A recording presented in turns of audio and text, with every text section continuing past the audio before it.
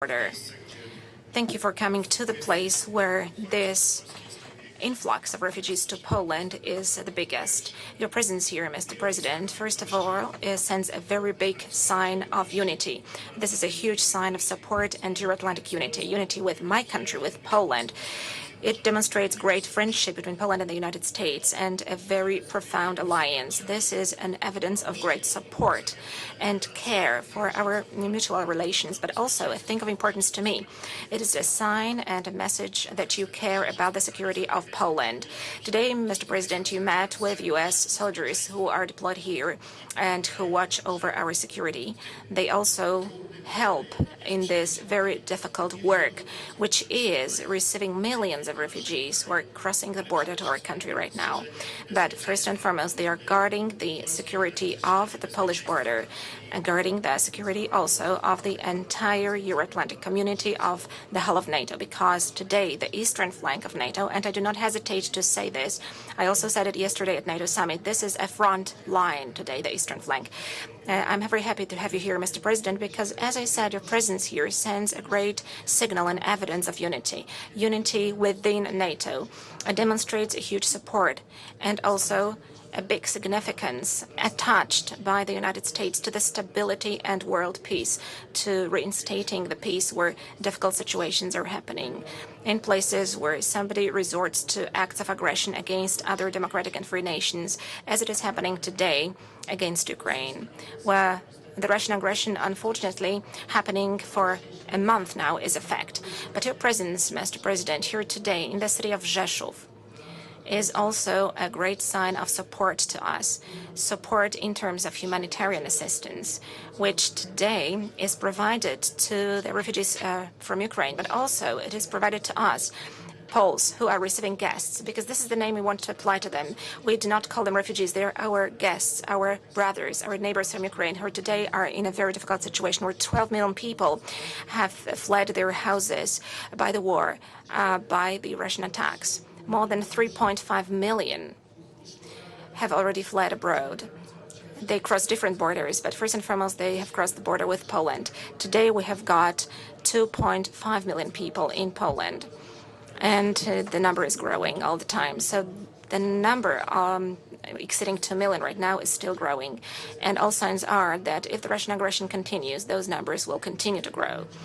So first and foremost, it gives me an opportunity to extend my gratitude to you, Mr. President, to our guests from the United States, but also to the NGOs, both from my country, starting from the organizations which are present here at this table today. But also, I want to express my gratitude to all NGOs, Polish NGOs who are involved, but also I'd like to thank the U.S. organizations.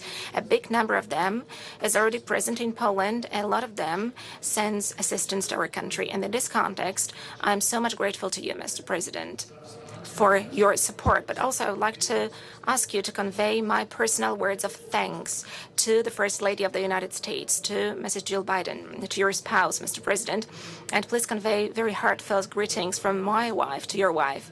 Both ladies had a conversation a couple of days ago. My wife gave an account of the situation in Poland. Both ladies exchanged their views on the possibilities of help.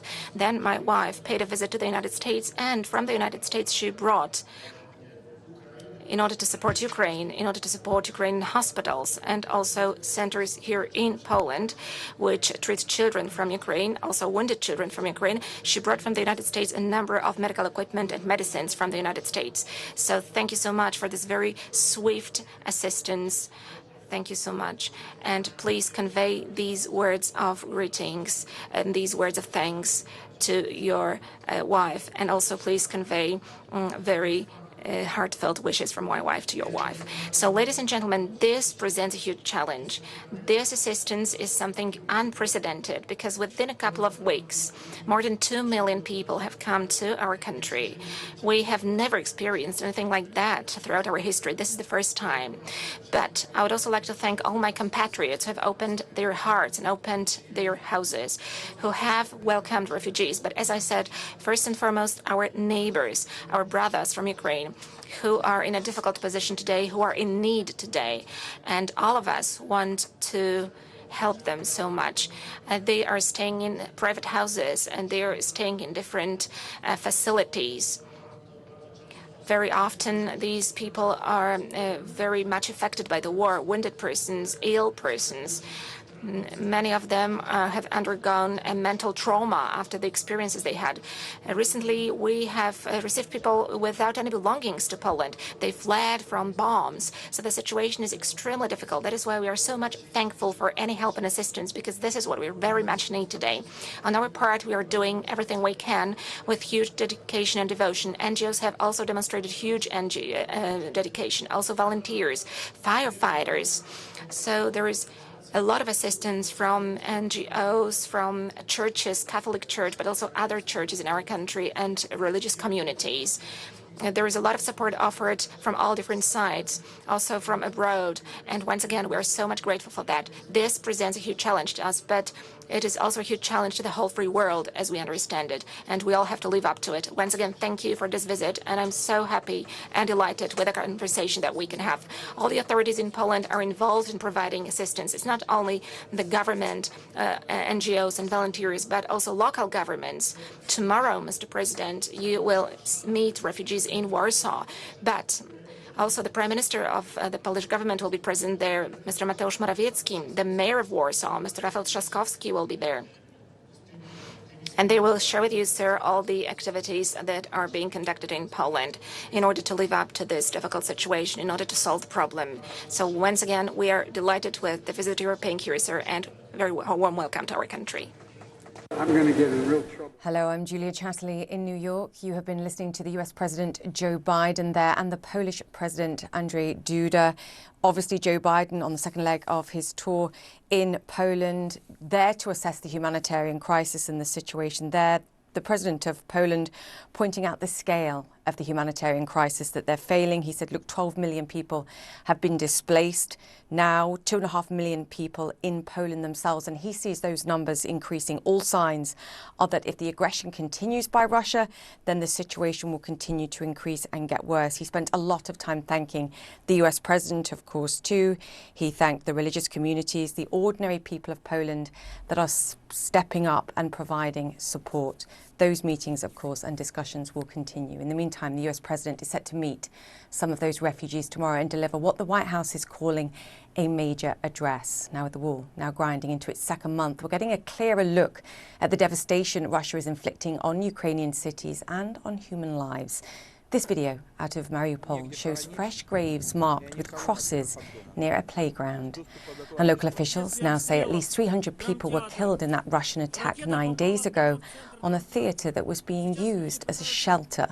The situation on the ground near Kyiv, however, may be subtly shifting. A Ukrainian government advisor says troops are going on the counterattack and moving forward.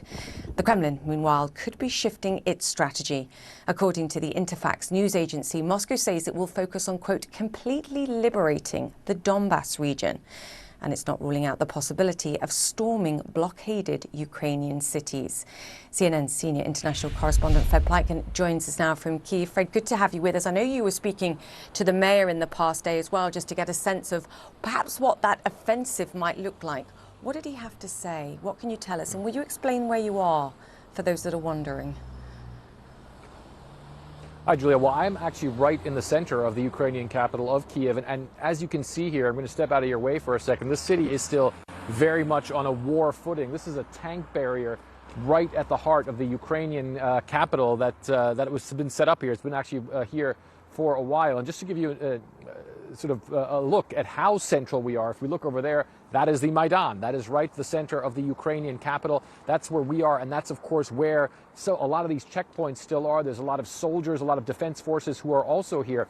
But I think one of the things that we've taken note of, it's something that we can really see play out here on the ground as well, and that is that Ukrainian offensive. The mayor told me about that a little bit, but in general, the military is saying that they believe that they're pushing Russian forces back on various fronts here around the Ukrainian capital. And one of the things that's led to here is you can see there's a few more cars that are actually driving on the street here. It generally feels as though the people here in the Ukrainian capital feel as though they have a little more room to breathe as the Russian forces seem to be getting pushed back just a little bit away here from the Ukrainian capital. Now, of course, still is a very dangerous situation. There's a reason why we're wearing body armor, and that's because you do still have a lot of air raid sirens that go off pretty much constantly throughout the entire day. We had some outgoing, what we believe was anti-aircraft fire. You hear artillery fire as well. The war is still here, but certainly right now the Ukrainian military seems to believe that they are the ones who are on the offensive and that they are the ones who have the Russian military on the back foot. And that, of course, Julia, is a big surprise for anybody who's been observing this war as the Russian invasion started. Of course, many people believe that the Russians by now would be well into the Ukrainian capital, but the Ukrainians certainly have a lot of confidence now that they are going to be able to fend the Russians off. And that's also something that the mayor of this city, Vitaly Klitschko, he told me as well. He said that as long as he's here, the Russians are not coming into this city, Julia. Yes, huge fight and huge spirit. I want to talk to you about what I just mentioned there when I was introducing you, and that was the theatre bombing that we saw 9 days ago in Mariupol. And I think most people that were looking at the aftermath of that were astonished that anybody walked away. The heartbreaking fact is it seems now, according to the Ukrainian authorities, at least 300 people didn't. Yeah, I think everything about that is heartbreaking and is devastating about that theater bombing in Mariupol. We've been talking about it for about a week. I think it happened on March 16th. That initially, when that theater was bombed, it was a miracle that anybody may have survived that bombing. It seems as though some people were sort of in the hardened basement of that theater. And we always have to point out that, those satellite images of that theater shows that clearly the word children was written both behind and in front of that building, clearly visible for any pilot who would have been flying over there. But now, as you mentioned, those horrible videos obviously showing the aftermath of what happened there. And the local authorities are saying that, around 300 people they believe were killed there. That in itself is obviously devastating enough. They have those numbers from eyewitnesses who actually managed to get out, because a lot of the authorities can't even get there right now because the place is still under constant shelling by the Russians. Ukrainian authorities, the municipal authorities, saying that they believe 200 people around may have survived that bombing, but an absolutely devastating bombing that took place, a devastating event in the city, of course, that's under a horrible siege anyway, Julia. Yeah, one of many devastating events. Fred, we'll let you go. Fred Plotkin there in Kyiv for us. Thank you. Now on Saturday, President Biden plans to meet with Ukrainian refugees in Poland. Since the war began, the UN says more than 3.7 million Ukrainians have left their country, most of them women and children. More than 2 million have crossed the border into Poland. In total, a staggering 10 million people have now been displaced.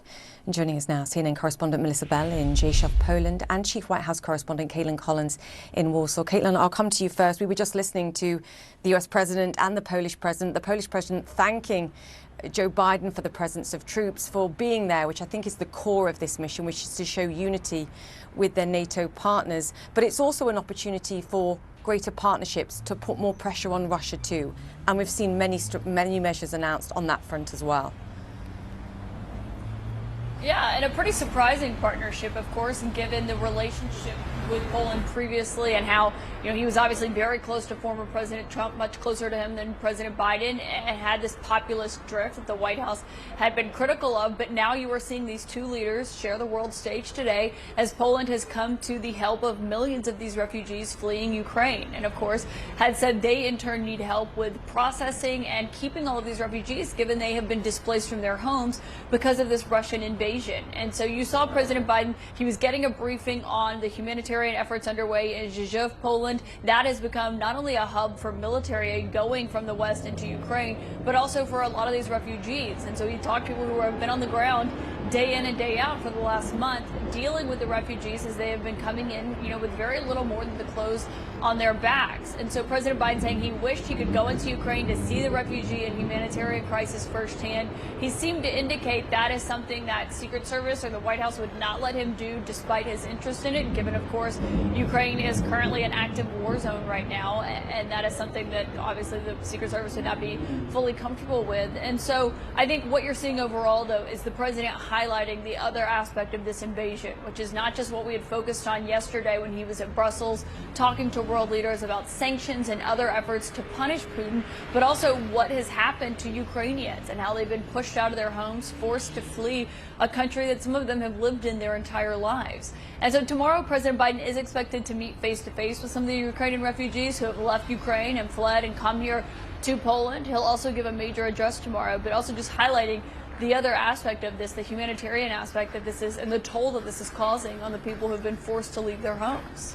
And the toll it's placing, of course, on those that are receiving them, as we heard from the Polish president too. Melissa, comment on this, because the Polish president said, look, 2.5 million people are in Poland already that have been displaced from Ukraine, and those numbers could increase.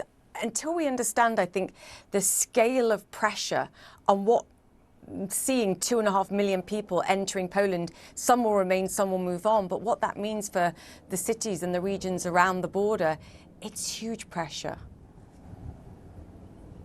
Huge pressure, and I think it is a matter of scale within a very short time frame, because, Julia, when you consider that it's been just over a month now since this war broke out, taking much of European leaders, many European leaders, fairly flat-footed in the end in terms of what they were going to do about what was always likely to be a massive flood of refugees.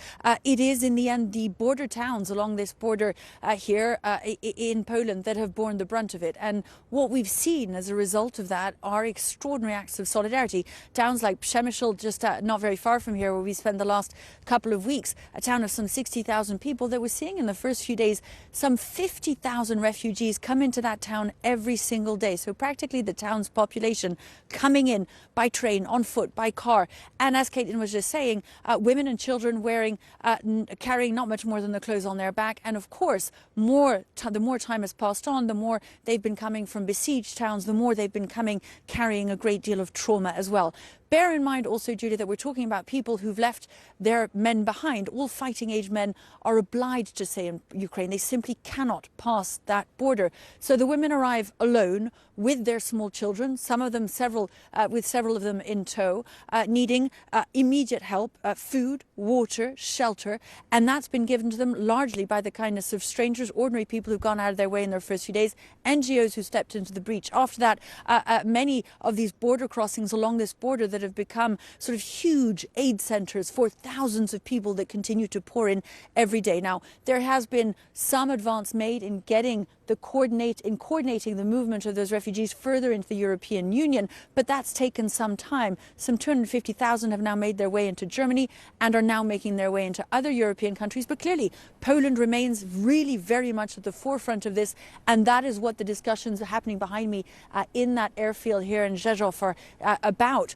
President Biden meeting with humanitarian organizations that are trying to help coordinate those efforts, not just on this side of the border to try and help President Duda help him with that massive effort that is so straining public services here in Poland, but also across the border in Ukraine itself, Julia, where millions of people are now entirely dependent on the aid being brought through the land arteries from border crossings like this one, but also from air bases like the one behind me. The air bases, these land arteries, bringing in humanitarian aid, some 3 million people that the UN World Food Programme is now trying to get through to in Ukraine, people in desperate need of water, food, medicine, just to be able to survive and hold Ukraine until the refugees that are here at least hope they'll be able to take their country back, Julia. Yeah, the US president helping shed light on the scale of this crisis. Caitlin Collins, Melissa Bell there, thank you. Now, the US President and the head of the European Commission have announced a joint task force to help reduce European dependence on Russian oil and gas and deprive Vladimir Putin of profits to, quote, drive his war machine. The panel will be tasked with finding alternative supplies of LNG, liquefied natural gas, and with reducing the overall demand for natural gas going forward. Anna Stewart joins us now on this. Let's be specific, Anna. The United States is going to help the EU secure an additional 15 billion cubic metres of LNG this year, I believe. Put this into perspective relative to what America's already providing and what Europe requires.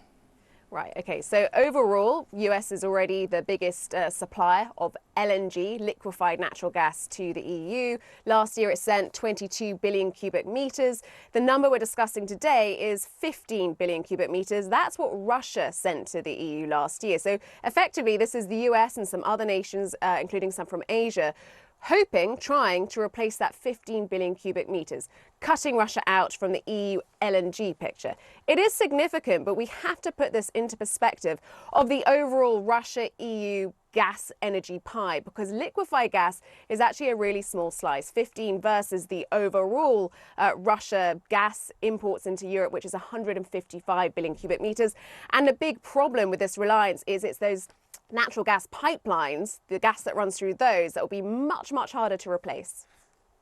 So we're talking 15 billion cubic meters versus 155 billion cubic meters currently, which is very important. Infrastructure, it requires investment, it requires policy shifts. And one of the things you and I often talk about is the fact that you're going to have a policy shift that allows some of the biggest financiers, the banks, to provide the money in order to allow this infrastructure investment to take place. When's that going to happen? This is going to be really interesting, because right now when you look at replacing LNG, for example, well, the infrastructure is there to accept exactly the same amount of LNG that it already receives from Russia within the EU in terms of LNG terminals. But if you want to increase that number so you are less reliant on the gas that's running through pipelines, that is going to take a lot of infrastructure, a lot of capital, and, Julia, a lot of time. Germany has finally announced that it will build an LNG terminal. There's been pressure on it to do so for years, particularly actually after the annexation of Crimea. And it's taken a while to do so. It's announced that in the last couple of weeks.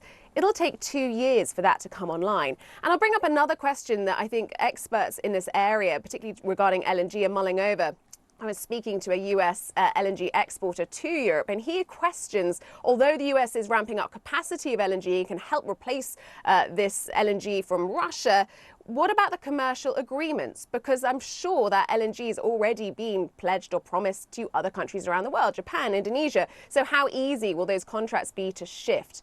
So there's a lot to be worked out. You know, you hear these great political headlines, but delving deeper into the ifs and the buts and the questions around it and whether or not that really can be delivered, I think is quite important. Yeah, they need guaranteed European demand, not just 1 year, but for the foreseeable future in order to switch that supply from other nations. Anna Stewart, thank you. OK, happening now, Pope Francis leading a prayer for Russia and Ukraine. He has invited Catholics to join him in their places of worship around the world. On Thursday, Francis called the war in Ukraine shameful and blamed it on what he called the old logic of power.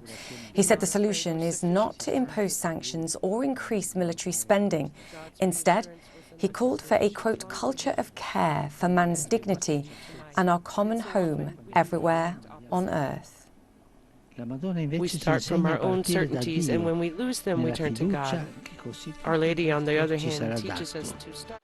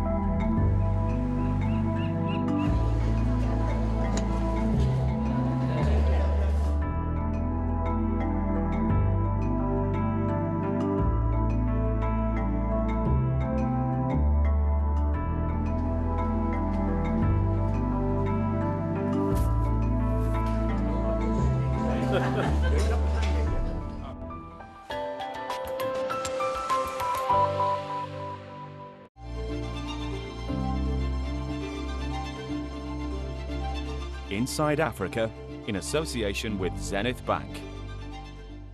Singing them here. In Abuja, Nigeria, twin sisters Oiza and Meyi are recording their first set of studio singles. Do it again. While the two are hopeful to one day become full-time musicians, they continue to work their 9-to-5 jobs. But when the sun goes down and they clock out for the day, that's when their musical side comes out to play. 1, 2, 3, woo! And we have our sights on the Grammys. So that's like a huge, hi Grammys, that's like a huge thing for us. We really hope to be with the likes of Burna Boy and Wizkid and all the greats that have done it before us. We want to win a Grammy as well, just to make music. That's the most important thing. On this month's Living Golf, preview the upcoming Masters. Hear from the 2020 champion and former world #1, Dustin Johnson. For me, growing up as a kid, everything about Augusta is special. Plus, journey across Ireland for a look at courses designed by iconic architect Dr. Alistair Mackenzie. Join me, Shane O'Donoghue, for this month's Living Golf. Only on CNN, in association with Golf Saudi. Welcome back. The United States says it can still take additional measures when it comes to sanctioning Russia for its unprovoked invasion of Ukraine. It comes just a day after Washington announced a slew of sanctions against hundreds of members of Russia's parliament, dozens of the country's defense companies, and even the CEO of Russia's largest bank. Many Western nations have followed suit, hoping the crippling of Russia's economy will force Vladimir Putin to halt his brutal campaign in Ukraine. Russia is now demanding that so-called unfriendly countries pay for Russian gas in rubles, a move one German official calls blackmail. And although sanctions continue to mount against Moscow, there's little indication that this war will end anytime soon. Let's bring in Dan Katz. He's live from New York, and he's a former senior advisor to the US Treasury and co-founder of the investment firm Amber Wave. Dan, great to have you on. I look at these latest sanctions and I feel like there's something and nothing. Many of these companies in particular will have known they were on a hit list and are effective at hiding their assets. Surely until we are sanctioning directly European energy imports, we're not getting Russia's Achilles heel. That's exactly right. Western governments described the actions over the last couple days as a severe ratcheting up of sanctions against Russia. The reality is they're largely symbolic actions, as you rightly noted. Very few of the individuals and entities targeted will have had assets subject to Western jurisdiction. And so there's a bit of disconnect between the rhetoric and the action. Until we're really ready to go after the Russian energy sector, we're really not moving to a maximum pressure posture. What do you make of the agreement or the alliance between the EU and the United States to try and help Europe reduce its reliance? Surely we're talking years. I think it's an interesting framework, but at this stage, it's really just a framework. There were almost no concrete commitments included in the announcement that has come out in the last few hours. And really the key question is going to be, can the U.S. actually put in place the regulatory and financing environment to actually increase our ability to produce our energy domestically, including to export LNG to Europe? And there was almost no specifics in the statement on how we plan to do that. Right, the administration has actually moved very aggressively to make it more difficult to, for example, construct LNG LNG export terminals. And so, unless there's a more serious action both on the policy front and in the financial markets because of the rise of the environmental, social, and governance movement, it's going to be very difficult for any of the promises that were in the statement to actually come to fruition. So this is so important to me. In my mind, and from the conversations I have, we have a desperate policy mismatch because on the one hand, the United States is saying, look, we're going to help Europe try and reduce its reliance on Russia. But to your point, the policy doesn't match. And at the core of that, if you want even people like the shale players to ramp up production, they need money to do so. But a lot of the banks on the other side are saying there's no way we're lending money to dirty energy companies because we'll end up with stranded assets in the future. And that's not going to change unless US policy in particular changes, surely. That's exactly right. And that's why even as the administration over the last month has suggested that the oil and natural gas sector should be producing more, you haven't really seen much of a response because the kinds of investments that are needed to increase production over the long term are not dependent on the price of gas for the next month, for the next 2 months. They're dependent on the regulatory and price environment over the next 10 years. And so that's why it's so fundamental for both the financial markets and the government to get the policy right here. You know, certainly when I and my co-founders at our firm, Amber Wave Partners, had the opportunity to serve in government, we understood just how important it was for the regulatory and the financing environment to be stable over the long term. And that's really what's needed here. You know, it's fascinating to me. We have a dichotomy going on, a discussion over the last 24 to 48 hours on the prospect of secondary sanctions. So sanctioning potentially other countries, companies, individuals that are allowing Russia to circumvent some of the sanctions or cushioning the blow of the Western sanctions that we're seeing. The obvious country that comes to mind is China at this moment, given their capacity to help. What's the likelihood, because the National Security Advisor, Jake Sullivan, was asked about the prospect of secondary sanctions and he didn't rule them out. What's the prospect of the use, of seeing the use of secondary sanctions, particularly in an environment where Europe keeps paying for energy and providing money effectively to fund this war, indirectly or directly as a result? So secondary sanctions could be a very powerful tool in increasing economic pressure on Russia, but it's very difficult to impose secondary sanctions on, say, a Chinese bank or an Indian bank that's doing business with Russia, while the EU is still purchasing billions of dollars a week in energy products from Russia. So really, secondary sanctions are a complementing effort to the overall campaign of trying to cripple the Russian economy, in particular through crippling its ability to export its energy. But it has to be part of the overall strategy. And unless we're prepared to really try to take Russian supply off the market, secondary sanctions won't do much. Dan, very quickly, because I have about 30 seconds. President Biden once again said yesterday these sanctions are not aiming to end the war or to stop President Putin in his tracks. Can any form of sanctions do that, in your mind? No. So sanctions are an important foreign policy tool, but they are not a panacea. The most important way to push back on Putin's aggression is actually what the Ukrainian people have been doing in fighting back, and our efforts to provide them the armaments they need to defend themselves. Sanctions can help in that overall effort to get Russia to change their behavior, but we can't rely on them because seems like it's more politically advantageous than just sending a strongly worded letter, but we're not willing to incur significant domestic costs here. So it has to be part of an overall strategy to punish Russia and change their behavior. Yeah, but we can't rely on it. Dan Katz, thank you so much. Former senior advisor to the US Treasury there. We'll be back after this. Stay with CNN. Egypt is transitioning towards a sustainable, circular economy. Through the opening of the Gabal Al Asfar wastewater treatment plant, it is using treated water to irrigate agricultural land and is producing organic fertilizers. The plant has been designed to reduce waste and optimizes the use of water resources. It generates electricity and saves carbon emissions, ensuring that over 8 million people across the country live better, healthier lives. Bringing together thought leaders and policymakers under the banner of diplomacy, dialogue, and diversity, Doha Forum will reconvene for its 20th edition in March 2022 to discuss transforming for a new era. I'm Sam Kiley in Kyiv, and this is CNN.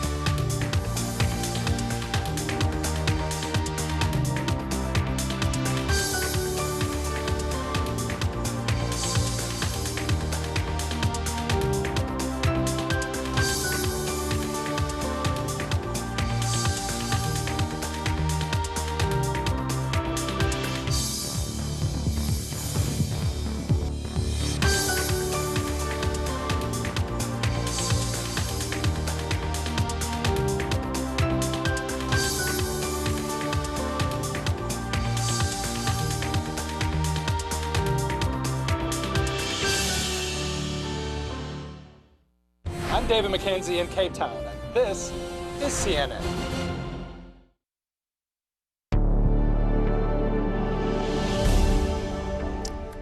Hello and welcome back to One World. I'm Julia Chatterley. 1 month into the Russian invasion, the conflict is taking a devastating toll on civilians, which is documented in horrifying videos like this next one.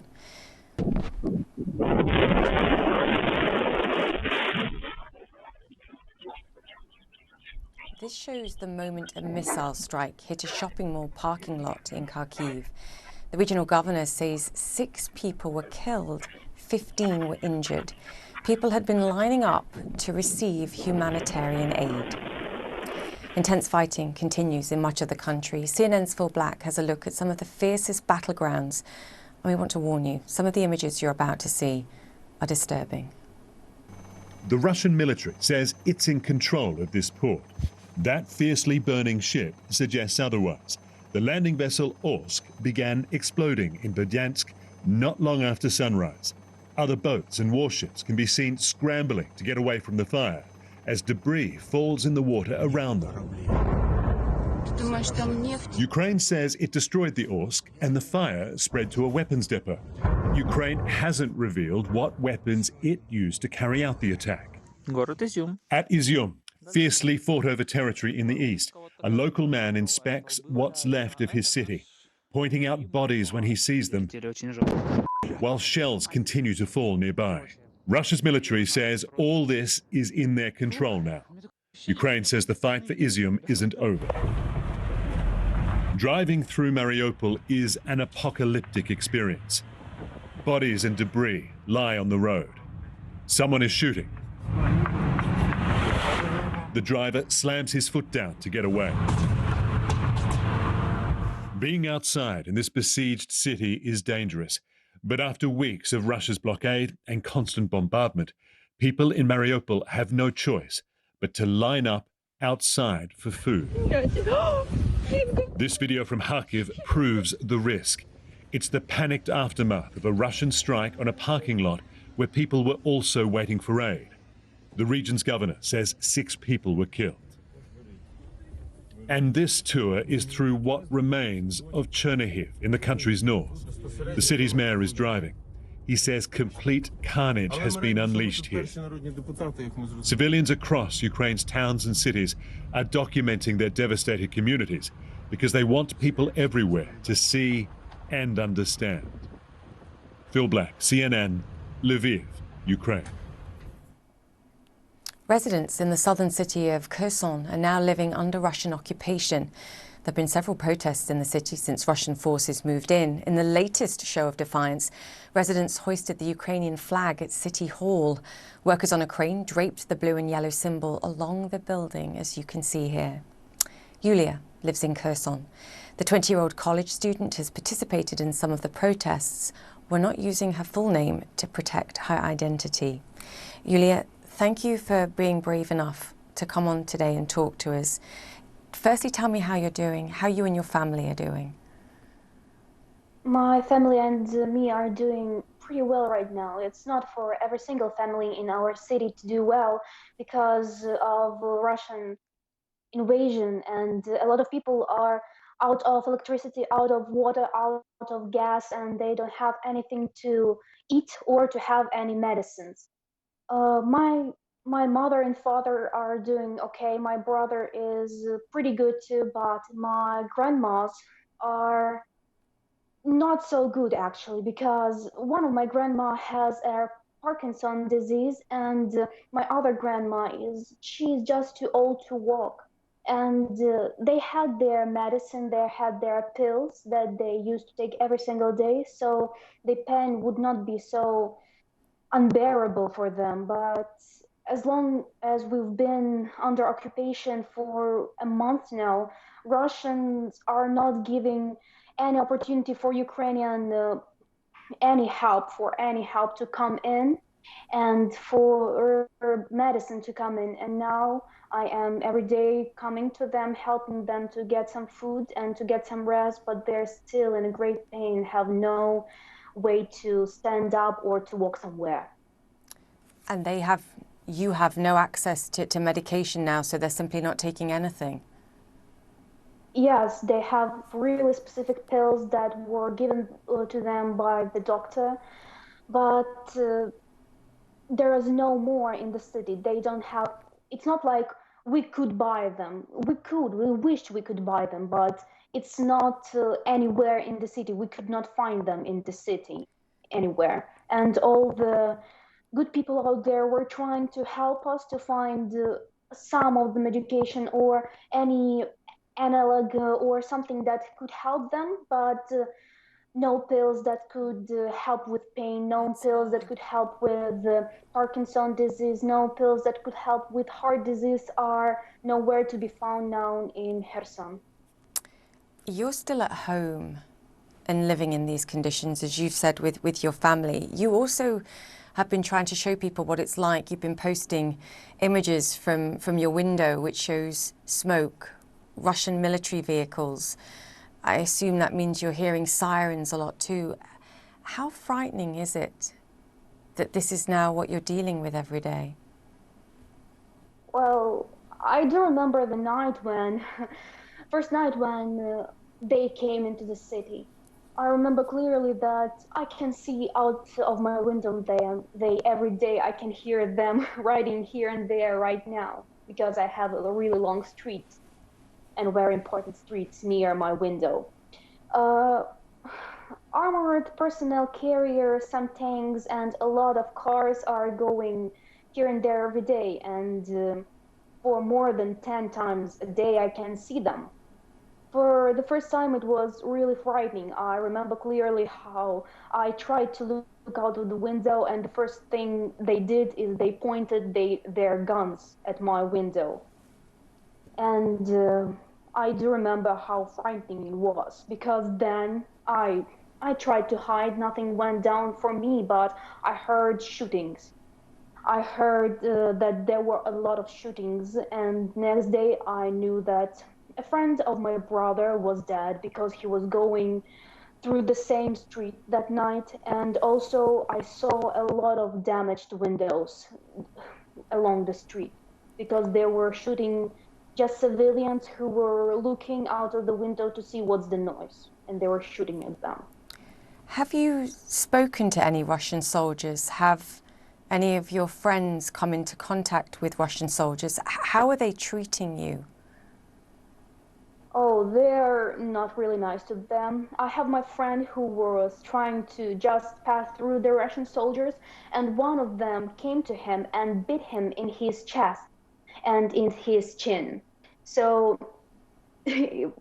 funny for me, because he said after that they're beating like girls, but I don't really believe him. He is much of the guy who likes to be happy about everything. Also, well, I'm not the one to really come into contact with Russian soldiers, but they are coming into contact with us a lot. They are taking people out of their houses, they are robbing them, taking their phones, taking their laptops, taking their everything, and then making them in a cold weather, standing almost naked to protect their tanks, their armored personnel carriers, so our armed personnel, our Ukrainian armed forces will not shoot at them. And people are coming every day to the hospitals with chilblain, as I remember it calls. Also, my friend, she suffered from them, because I remember really nicely how she called me at night, it was 4 a.m. or something like this, and she was crying, and I heard that someone was breaking into their house, calling something like "Это полиция," which is in Russian, it is police. And she knew it was Russians, and they blew up their door, and they took they had 2 doors, so they smashed first door and blew up the other one, came to them, took every single phone, took the SIM cards, and also took my friend's laptop from them. Yulia? Almost tried to beat up the father because he was trying to stand up, but hopefully he is now okay, very okay. Yulia, And, I think, yeah. Yulia, people will be listening to you, I think, horrified. You are incredibly young. Before this, you were having fun with your friends. You're an English teacher, and that's what you were looking forward to this summer. How do you stay so brave? How do you stay brave and stay strong and joke with your friends and smile? And what do you want people around the world to know? What do you want Russian people to know about what you're suffering?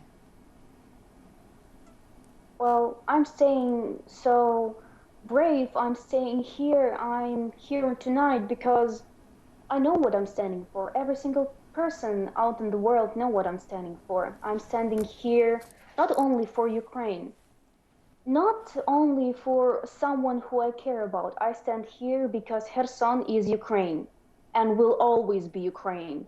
I'm here because I know that we have this saying in our city and in our country that God loves those who are smiling all the time. And we will smile and we will laugh because this is not something that we will lose.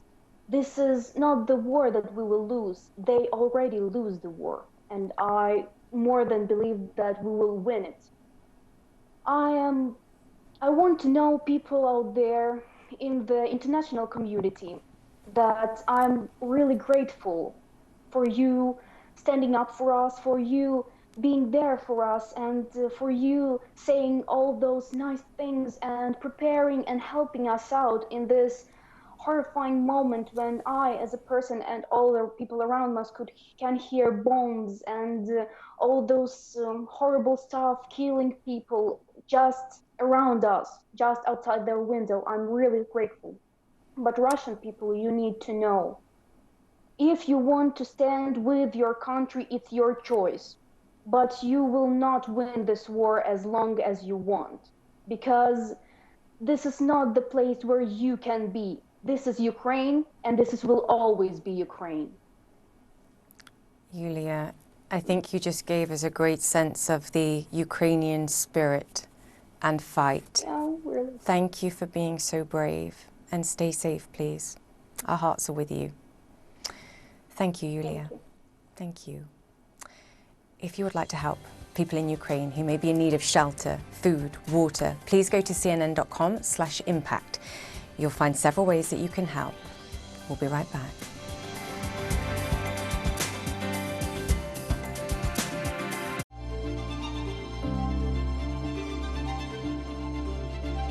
Inside Africa, in association with Zenith Bank. Singi them here. In Abuja, Nigeria, twin sisters Oiza and Mei are recording their first set of studio singles. Do it again. While the two are hopeful to one day become full-time musicians, they continue to work their 9-to-5 jobs. But when the sun goes down and they clock out for the day, that's when their musical side comes out to play. 1, 2, 3, woo! And we have our sights on the Grammys. So that's like a huge, hi Grammys, that's like a huge thing for us. We really hope to be with the likes of Burna Boy and Wizkid and all the greats that have done it before us. We want to win a Grammy as well, just to make music. That's the most important thing.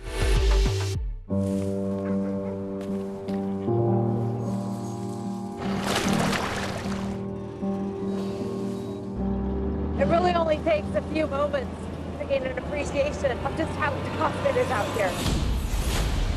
They've been coming across sniper fire, gunfire, mortar rounds. You can see really just how intense it is here. We have to wrap it up right now. Quite anxious about spending too much time on scene. Those are the kids really struggling to get away. They feel like they won't be able to outrun the war. They thought the whole border was open. People are just trying to bust through towards what they think is going to be a better life. These nurses, these doctors really have nerves of steel. You can't help but be struck by how interconnected our world is.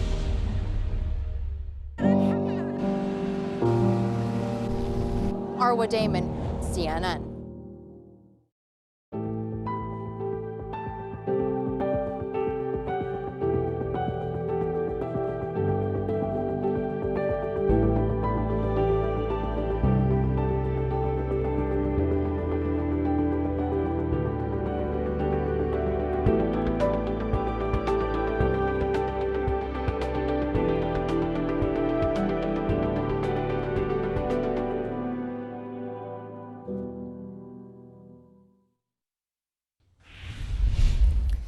To North Korea and what appears to be a major escalation of its weapons program. According to state media, leader Kim Jong-un was on hand to watch the launch of the biggest intercontinental ballistic missile ever made by the North, and the first such test in 5 years.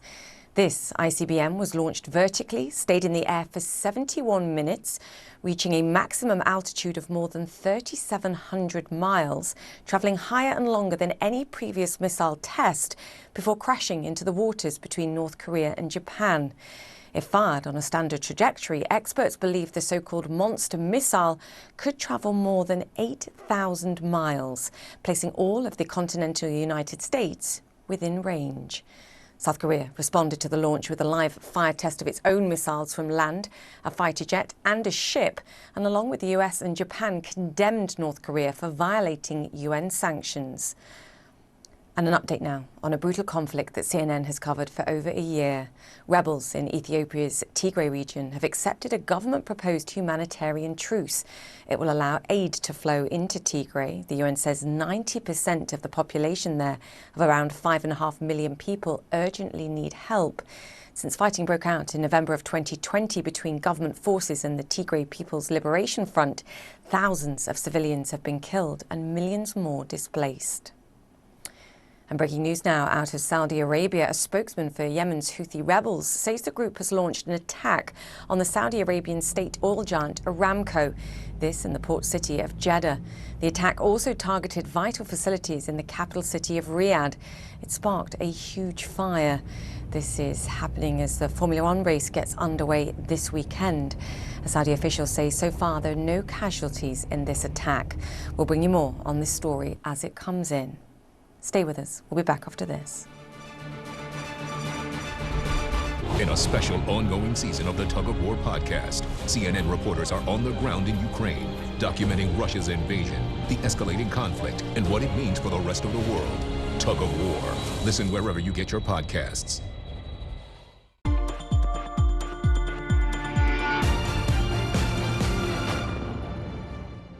Forced labor looks different in different countries and different sectors.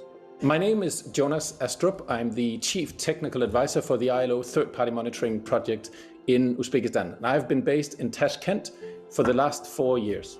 Uzbekistan is the 6th largest producer of cotton in the world, but the cotton harvest in Uzbekistan is the world's largest recruitment effort, with approximately 2 million people picking cotton every year from September to November. And ILO has been monitoring the cotton harvest in Uzbekistan for child labor since 2013 and for child labor and forced labor since 2015 under an agreement with the World Bank. We have witnessed incredible changes during that time.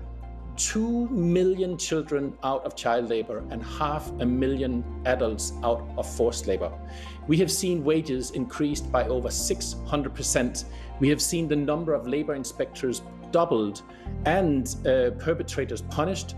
Forced labor and child labor is now a criminal offense in Uzbekistan. We've seen awareness raising campaigns to make sure that people are aware of their rights, and we have seen a liberalization and a privatization of the agricultural system. There's still work to do in Uzbekistan, but I think it's fair to say that Uzbekistan is a success story in the world of work.